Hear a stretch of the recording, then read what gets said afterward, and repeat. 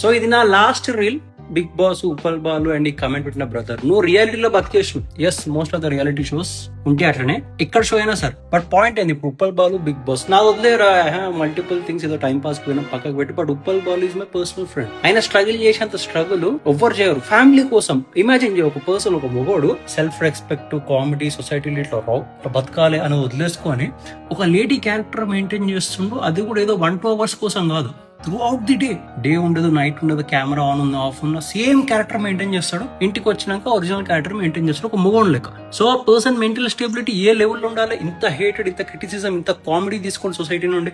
కొన్ని ఫిజికల్ గా ఉప్పల్ బాలు వీక్ అంటే కాదు, ఆయన ఎగ్జాస్ట్ అయిపోయేటట్టు డాన్స్ ఆడతాడు నాన్ స్టాప్ గా. ఫిజికల్లీ ఫిట్ ఏ ఉన్నాడు. So Uppal Balu physically, mentally fit ఉన్నందుకు హీ డిజర్వ్స్ ఏ ఛాన్స్. మీరు ఆయన అవమానం పరిచారు టీఆర్పీ పెంచుకోవడానికి, బిగ్ బాస్ టాక్టిక్ ప్లే చేసుకోవడానికి, పబ్లిక్ అందరి నోట్లో బిగ్ బాస్ నడవడానికి, ఆల్ గుడ్. బట్ ఇప్పటికైనా బిగ్ బాస్ టీమ్ కి you have a loop holes, wild card గుంజురు ఎట్లా అట్లా. Uppal Balu deserves it, to be honest.